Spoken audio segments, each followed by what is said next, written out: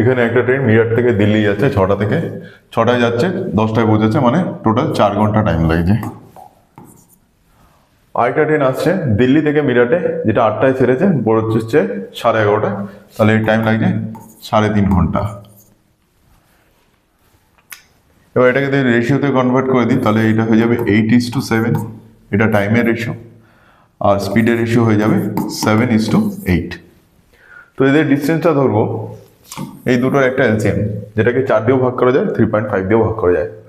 3.5কে যদি ডবল করে নিই 7, 4 আর 7 এলসিএম হলো 28। টোটাল ডিস্টেন্স হলো আমরা 28 কিলোমিটার। যে ট্রেনটা 6টায় ছেড়েছিল সে 2 ঘন্টা অলরেডি ট্রাভেল করেছে 8টা অবধি, তাহলে তার স্পিড ছিল 7, 2 ঘন্টায় যাবে সে 7 + 7 14, আর 8টার সময় মিরাট থেকে 14 কিলোমিটার দূরে থাকবে। বাকি ডিস্টেন্স আমাদের 8 মিনিটটা হচ্ছে আরও 14, 14, 14, 28। তাহলে 8টার পর ওই ট্রেনটাও ছেড়ে দিয়েছে।